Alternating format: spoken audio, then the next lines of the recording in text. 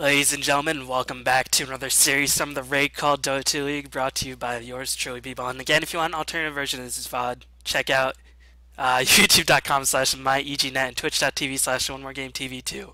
But I'm glad that you are here to stick around because this is going to be hopefully a very exciting match because we have new Navi versus newish no Tidehunter. And this is actually the first match I've casted with of these teams with both of their new laps. I have not actually casted no Tidehunter match since they have made their change, putting in EGM instead of internal NV.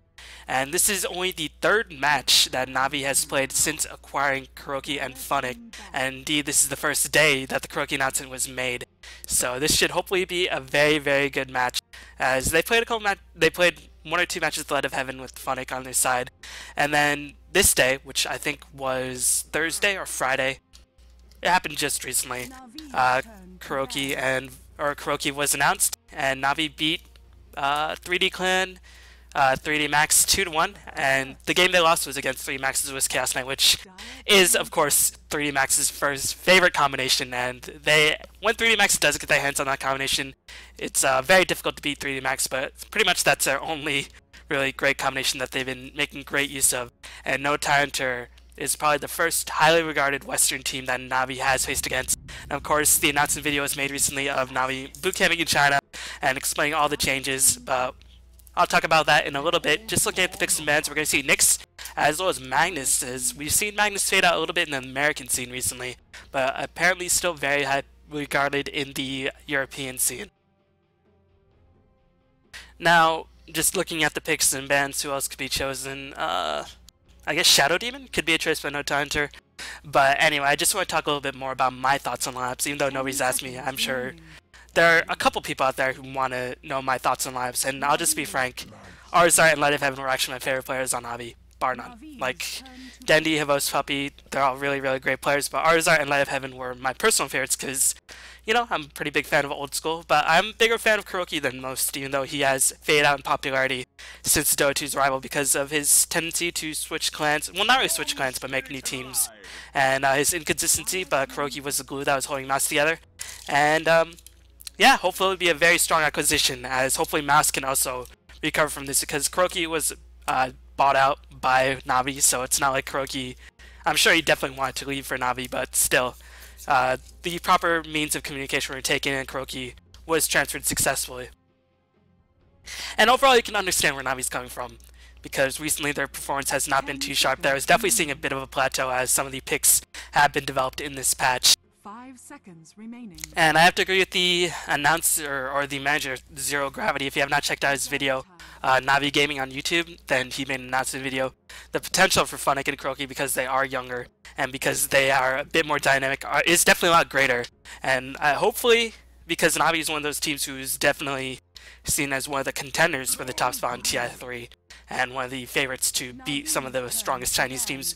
Hopefully this lineup can get together and show a lot of synergy early on and really make their mark known, and just hopefully they will be a Western powerhouse like they used to be.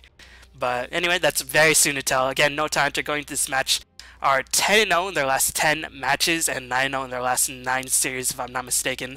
I think one of those series, or two of those matches were part of a series against AL. But yeah, no Tidehunter has actually not dropped a game. They actually beat Navi with their old roster, with Arzar and Light of Heaven on the Grand Finals of an EMS Cup.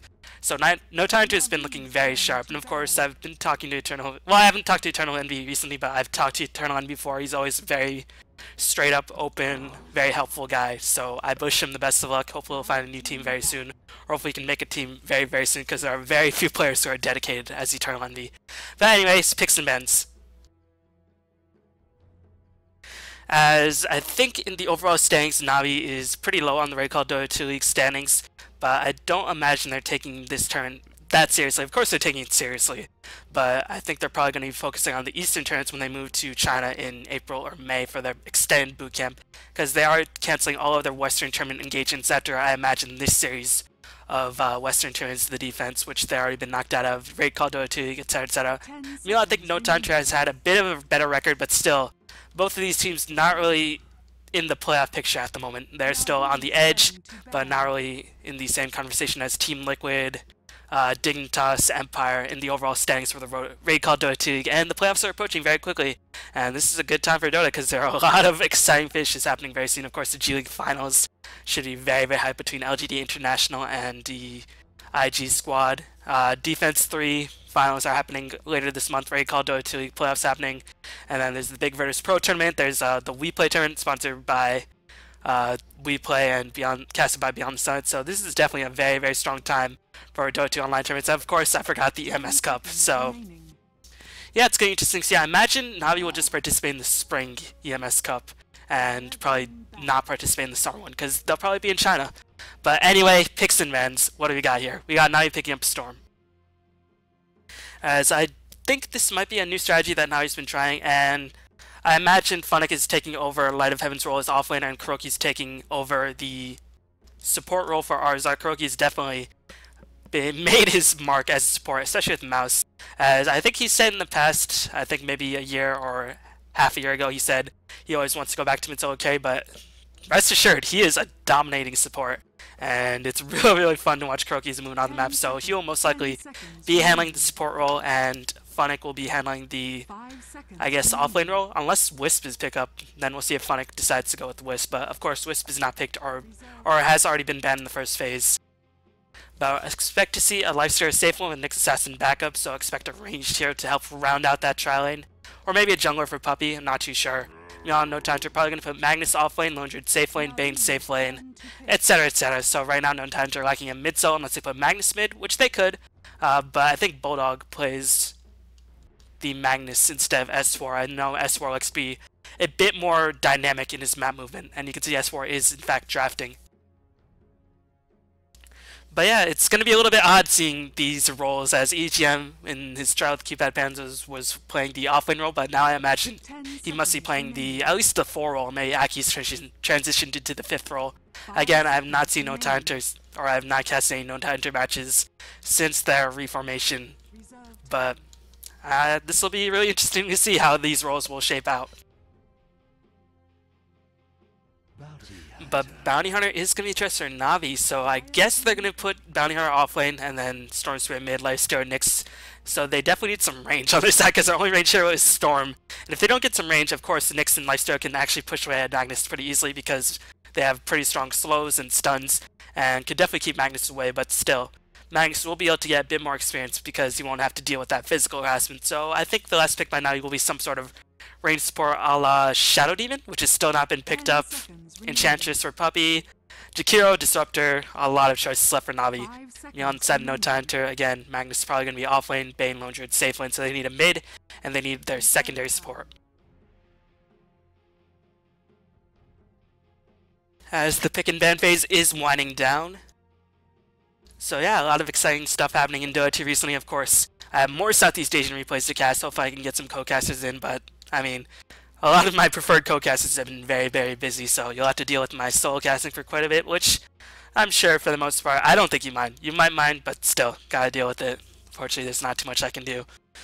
But yeah, hopefully this should be an exciting matchup. And oh yeah, forgot to mention, next week is the ATS Gaming Tournament number 2 casted by me. And it's an open tournament, of course. It does take place on the same day as the G League Finals, but G League Finals is only one day, and this is a weekend tournament. So I think you can watch the sort of replays of the G if you want to participate in the tournament. And if you want some game casted by me, check out ats-gaming.com, as it should be a good time. But anyway, Tidehunter going to pick up the Gyrocopter. And this could be an offlane Lone Druid. What am I thinking? God, I said safe lane Lone Druid. It's going to be offlane Lone Druid for Bulldog, because that is Bulldog's go-to hero. And there's been a bit more criticism of Bulldog recently. Not since the win streak, but just because his map awareness seems to be lacking, or he can only play a couple of heroes in a high-capacity role. Personally, I've never really noticed a difference. I've always seen Bulldog as a very strong player, but there are criticisms out there, and we are in fact going to see Navi playing that Enchantress for Puppey. So it is going to be Kuroki playing that next, Dendy playing the Storm, Hubbles playing the Lifestealer, and Funnick is going to be playing the Bounty Hunter. Pretty standard lineup, just substituting Arzar and Light of Heaven for Funnick and Kuroki. And again, I am a fan of Arzar and Light of Heaven, unless his contract is bought out, he can't really do anything for the next 2 months. Maybe he's going to just take a break from Dota. I think that should be wise, but I mean, if you take a break right now, then it just doesn't look good for your chances at TI3, so I'm not too sure what Light of Heaven will actually do. But yeah, maybe he's gonna take this time to retire, take a break. Who knows? Arzar, similar situation, although he doesn't have the contract, I don't think, for the next 2 months. So I think he has a bit more freedom, but he might take a break as well. But yeah, Sand King is the last choice with no Tidehunter support capacity. I see this quite often in Southeast Asian plays, and again, I'm gonna have to say it. I really dislike support Sand King. You don't get levels by the time you hit level 6, or level in by the time you get your dagger up. Then Epicenter won't really do nearly as much damage because Mechanism will already be finished. Pipe will most likely be finished at the point where Sand King does get a dagger in level 11. So yeah, unfortunately for the side of Navi, there isn't really a natural pipe carrier. I imagine Puppy will go for the mecha, or maybe Kuroki will go for the mecha and Puppy will go for the pipe.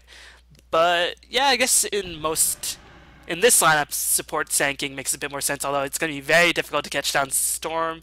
He can hold Bounty Hunter, Lifestealer. Of course, the slow of Epicenter does go through BKB, and Enchantress Heal will negate a lot of Sand King's damage, but still. I guess this is a decent lineup to have support Sand King, just because there isn't really too good of a natural pipe carrier on the side of Navi, in my opinion.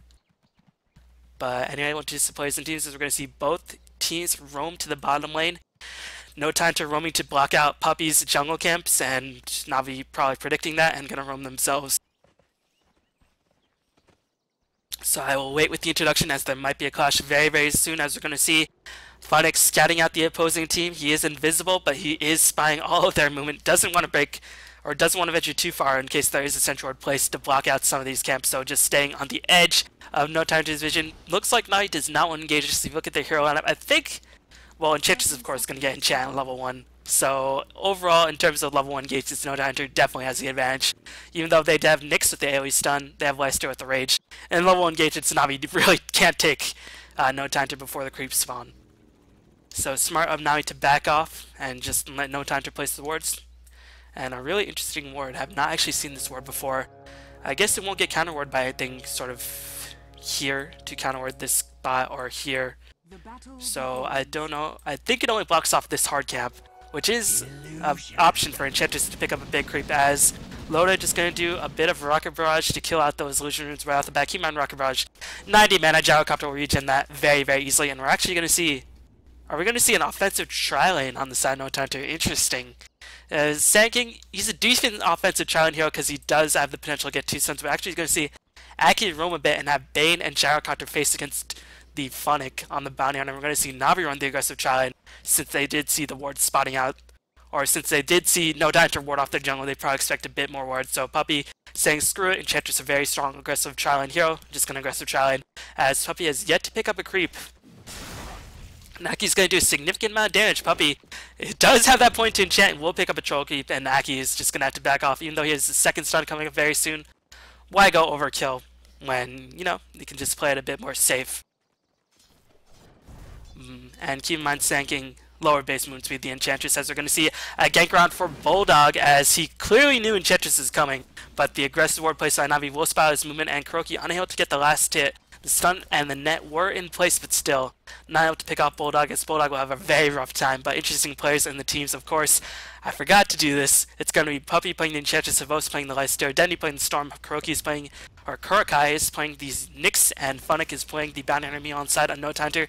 It is going to be S4 playing the Magnetars. He's going to skewer Dendy backward. Dendy should be okay, but some nice blocks going on by S4, as Dendy will be pushing away S4, as the bottle has been delivered by the Golden Baby Roshan Courier. And Dendy's so low in terms of HP, only has the tangles, will pop his cell, should be okay.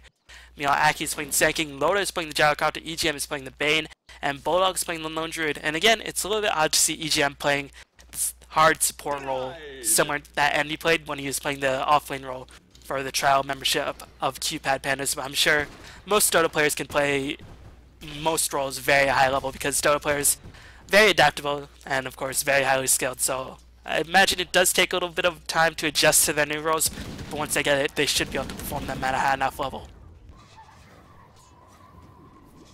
And meanwhile, Puppy gonna get his camps thwarted for a bit. Bulldog just not gonna have any success on this top lane. And Enchantress, Nyx, and Lifestealer slow stun, and if the Enchantress picks up a stunning or a slowing creep, then Bulldog really just doesn't stand a chance in this lane. So just overall, in terms of lineups, Navi's lineup is designed to be very aggressive, And I think this pretty much fits Funny's playstyle. He's a very aggressive player. I think Kuroki's a good enough player that he can adapt to most situations. So I guess Navi wants to play a bit more aggressive with their new lineup because this lineup is super aggressive. They have Storm, one of the most aggressive heroes in the game. And Storm, more often than not, when he's picked, it does usually do very well. But he's such a high-risk hero because he can be shut down mid, and if he doesn't get off to a good start, then he really just becomes a lot less useful. He's going to get gank. Skewer forward actually going to slow down Dendi, as is there... Yes, there will be a Nightmare pod for Dendi. The stun will come in by Aki, and Dendi will most certainly die. And the question is, who's going to get the last hit? And S4 will end up trading his life. It's going to be a 1-for-1 exchange, considering they devoted 3 heroes, even though Tidehunter did get the first blood.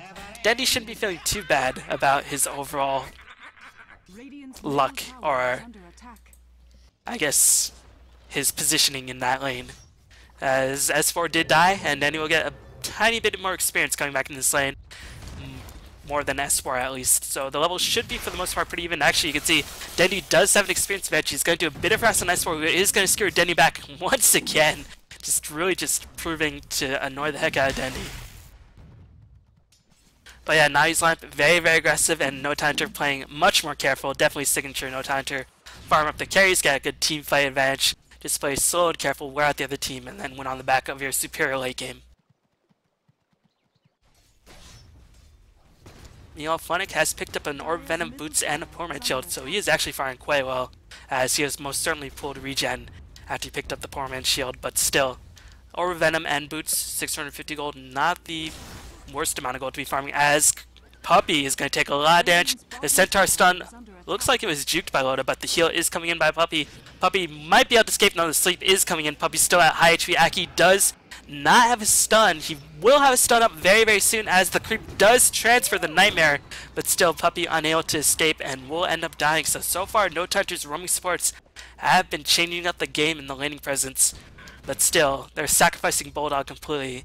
And that means Bulldog will not be relevant for quite a long time, as Aki does get picked off, and Bulldog is going to get initiated on this top lane. The stun is going to come in. Nice chaining, as they were waiting for the last instant. Kuroki trying to make sure Havos gets the last hit, but still, better be safe than sorry. Will pick up the last hit. Didn't have to use a mana burn. Just one more auto attack, and for a support next, every bit of mana is precious, especially when not backed up by anything like a Keeper of the Light. But yeah, 3-2 in favor of Navi, as that's pretty cool. Some weird stuff going on with this remnant as it does explode. But yeah, just the black remnants. I was gonna say the Black Album, but I don't know. It doesn't really fit in this situation. But anyway, Bulldog is getting completely manhandled, and meanwhile his counterpart on the other side of the equation, Funnick, is doing a solid job, and Bulldog definitely, even though the supports of Tidehunter are doing a nice job roaming, making things happen, picking up kills whenever they roam, the fact that Navi is getting a lot more experience is going to be very detrimental to Tidehunter, especially since the Bulldog, again, won't be a factor for quite a bit, as Funnick is doing a lot of harassing. And you can see Funnick already level 6, meanwhile Bulldog on the other side, level 5, but his farm is just so pitiful compared to Funnick's, that, I don't know, this roaming Sand King, it's cute and all, but again, I really just don't like Sand King as support. That's just me personally, but I think he functions so much better if he gets the farm, because Epicenter is such a devastating element in the early game. It should essentially, when you pick up as level 2 Epicenter with a dagger up, you should essentially wipe the other team the first time you put it off. But with Sport Sand King, you're not going to get that until a very long time into the game. That's just my personal opinion. But again, it's difficult to play Sand King as anything but a support hero these days if there's nothing like a Broodmother in the equation.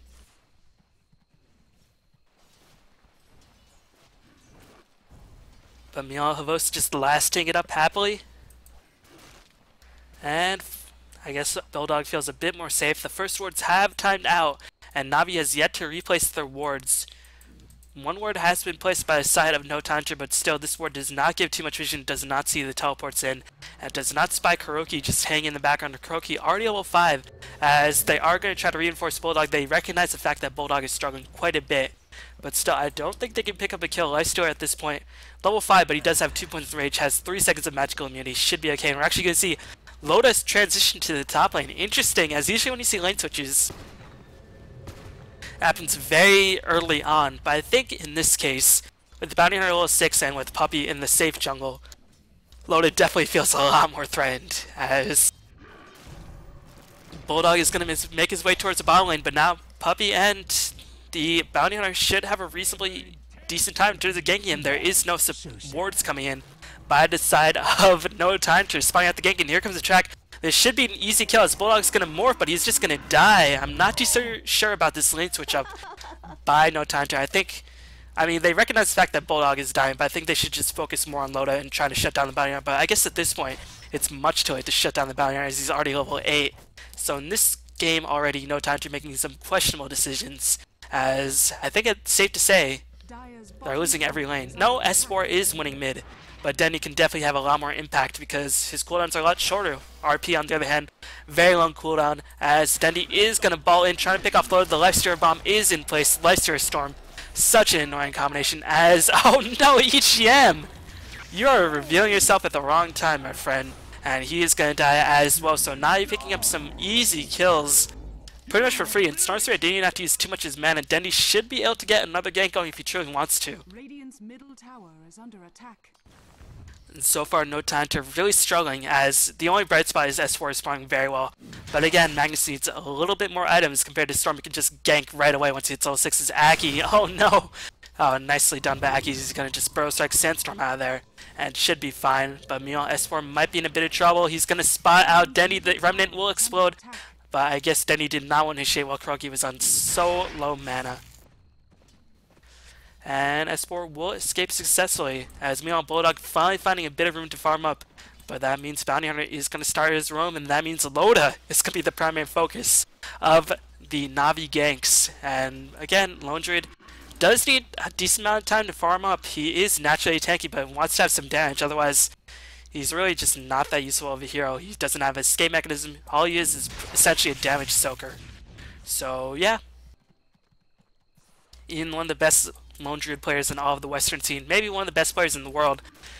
Again, there's only so much you can do with a hero when you're just put down so early on, but Sand King is going to roam in, unfortunately going to be spotted out by Funnick, who will get the Janata as was, no, didn't get the track off, but the Impale, the track, easy kill. Sand King gets killed by the neutral, but keep in mind when neutrals get the kill, you still get experience and gold, and I don't know if you get the track kill. I don't think you did, because Havost only got 94 gold, and I think that was just the... Yeah, I don't think you get the track kill. No, if the target dies. Alright, maybe you do get the track bonus, as maybe they just got 44 plus 50 gold for Havost. Not too sure. But still, Havost, gonna make sure that creep never happens. I don't know if you definitely get gold, I don't know how much experience you get. As again, I think somebody, DC Phantom number 4, remind me on the mechs, but I've already forgotten. So much has happened in such a short time that it's really difficult for me to remember. As again, still doing classes and shit.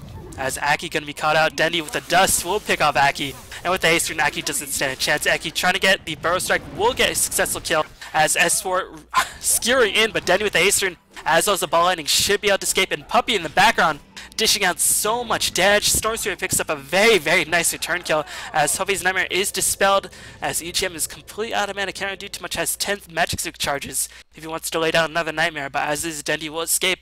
And so far, Navi with very, very nice movement. Really, really nice to see. As Bulldog again transitioning to a different lane. Just really having an abysmal time in this game thus far. And so far, No Time to... I think they still stack as Loda is going to get initiated on, and he will most certainly die. Nice Nightmare coming in. Kuroki actually took significant amount of damage. Just keep in mind the primary source of damage instance will get negated, but after that, Spike Carapace not really that helpful against a single person. But Loda will escape. Will have to cost him 150 gold or 135 gold to get out, but very much worth it. But yeah, No Time to, again, I have not watched too many games as Funnick whiffs the RP, or S4 whiffs the RP. As I think he probably would have canceled, but I think he actually did think it would hit the RP. It was a bit deceptive, but still the phase boots on Bounty was able to get the escape as Aki is going to get initiated on yet again. Level 3 Sand King at this point is essentially food as Dendy will pick up the kill, a track kill at that. S4 forced to retreat, does not have the RP. Dendy with another, no, not a haste rune, just a track bonus move speed, but will escape. Not using too much mana in these ganks, so he can constantly keep up the aggression. But yeah, what was I saying? No Time to... I have not watched too many of their games, but it looks like they're not stacking as much. Although I have read they've still stacked camps quite a bit for Loda.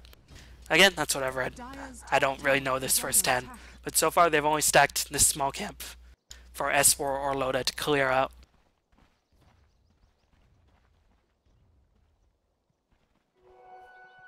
Checking out the early game gold, no tower's been taken, but already almost 6k advantage for Navi on the back of the tracks and the early game roaming. And you can see Havos is just outfarming everybody, and actually Funnick is outfarming everybody on the side Tidehunter aside from S4.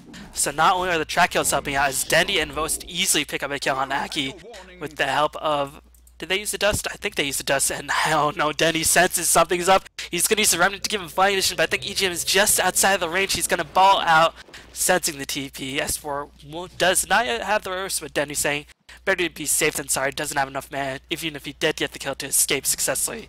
So still, Stormsphere always wants to be alive, so he can always pick up experience, get gold, and just go on a tear. As I think Dendy probably going to go for an Orchid build, as that is pretty much the go-to build for pro Storm Spirits these days, even though Bloodstone is still a very, very solid option. But Orchid overall allows you to be a bit more aggressive, as Dendy, no, just picking up a dust as well as a TP, so not showing his item build at the moment, and no time to trying to make something happen, going to get a tower push going. Bulldog only has the Blades of Attack on his bear, but still the War Cry, or whatever it is, Battle Cry, will give him armor as well as giving a lot of damage to the bear. Keep in mind, it's only level 1 War Cry, only plus 20 damage, as here comes the Lifestealer Bomb inside Dendy. RP not being chilled as S4 is being chain stunned, does manage to catch Kuroki as well as Havos. Kuroki will end up dying, but Havos surviving so much of this engagement. Aki does come in with a nice Berserk. Havos is being Fiend Script. Havos will die as well. Nicely done. Navi was not expecting all 5 of No Time to Heroes to be there, and as it is, they're going to give up 2 for 1, but they're going to lose 1 tower in exchange, and I think the gold graph is still going to be very much in Navi's favor. But still, very nice engage for No Time. The unfortunate part is that Fiend Script and the RP have such a long cooldown that'll be a long while for No Time to can actually seek out another engagement. As the track, Puppy coming in. How is Puppy so fast just with the track bonus move speed? As a mass exodus of TPs coming in. It's S4 gonna teleport in, doesn't have RP up. Aki gonna teleport in as well. Aki, what level are you, my friend? Only level 5, as he is really suffering, but still. I mean, once he does get his ultimate off, the other heroes on the side of Navi relatively squishy aside from the Lifestealer. As I'm not too sure why my voice is cracking so much. Obviously going through puberty.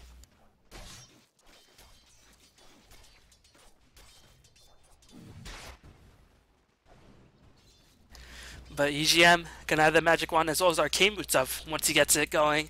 And no time to try to turn things around. Gold graph still in favor of Navi, but it has plateaued a bit. And the question is, what is Navi waiting for?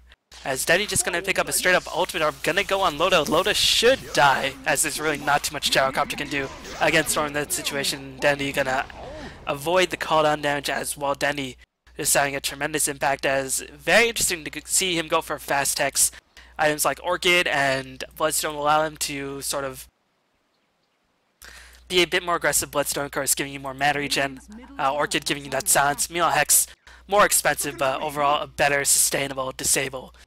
So, yeah, I guess Dendy feels like he's having such a good start, and just looking at the overall score, it's hard to say that he's not having a good start. He's 8-1, so at this point he's having such a good start that he feels might as well go for a big late game item now, and then later I can just get something like a BKB if the game is still in contention. S4 being tracked up, any rotation in on by the side of Navi. Puppy is trying to get in place as they will be able to change the sails. Here comes Dendy, skewer backward, gonna get the RP. S4 trying to do whatever damage he can to Dendy, but still Dendy not being held in place for long enough. Loda trying to pick off Funnick. Funnick will escape. Puppy gonna come in, try to soak up a lot of damage. Here comes the call down onto Dendy. It is gonna be definitely avoided, as the rocket goes down onto the Alpha Wolf. Loda with a bit of a misclick, as he is able to hit the rocket onto a hero, and Bulldog is going to get taken down as well. No time to being cleaned up one by one. Nightmare onto EGM, and he is only going to prolong the inevitable. He will pick off Kuroki, nicely done by EGM, and will channel the Fiend Script. EGM might single-handedly turn around this team fight, but Havos so tank,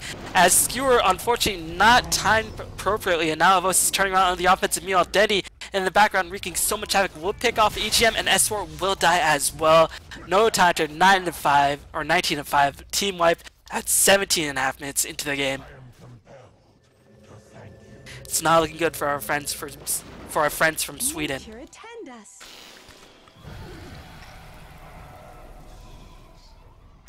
as it is now 10, 1, and 2 up on Denny, checking out the net worth. 4 heroes on the side of Navi ahead from everybody else on the competition. Only Kurokai is suffering in comparison. But still, he's ahead of Aki. And Kuroki definitely making his presence felt. 1, 2, and 5. Man, Kuroki, why do you feed, bro? It's 19 and 5, and yet you still find a way to feed.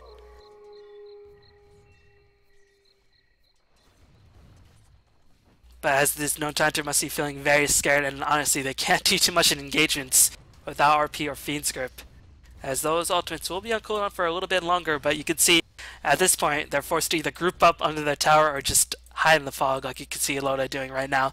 Loda only level 9, and Bulldog just forced to retreat to the jungle, really just not having any impact on this game. As Denny gonna pick up a regen rune, Denny getting all of the runes possible in this game. Meanwhile, Centroid being planted. No Tidehunter want to make something happen. They're going to try to push down this tower. Puppy's going to teleport in. Will Navi allow no time to pick up this tower? They're going to initiate on EGM. Here come double Centaurs into the fray as it does get entangled by the bear. As Meow Storm here activates regen and Havos charging in. Nendy waiting on the background, waiting for his man to regen up. Will help to secure another kill on Gyrocopter. RP is going to cast, but no full up damage, and Magnus actually going to kill himself on the back of the Spike Carapace as well as Puppy's damage. And I think no Tidehunter is starting to run out of steam. GG's called by S4. 19 minutes in the game, ladies and gentlemen, new Navi.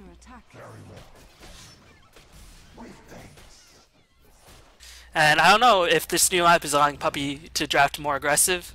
I mean, keep in mind the old Navi was a very aggressive lineup at the beginning, but these days Arzart, Light of Heaven, picked a little bit more safe heroes for them. Keep in mind, I mean, I'm sure they could play any heroes, but I feel like Puppy feels like he can have a bit more options in terms of what game styles they can play. And seeing aggressive Navi at this point, very, very exciting to see. Definitely harken back to the old days. But yeah, that is going to be game 1. And the question is, can no Tidehunter make suitable adjustments to let themselves back into the series? As their 10-game winning streak is coming to an end. Question is whether their 9-game series streak will come to an end as well. We'll find out very shortly, but thanks for watching, and I will see you very, very soon with game number 2. Thanks for watching, and peace.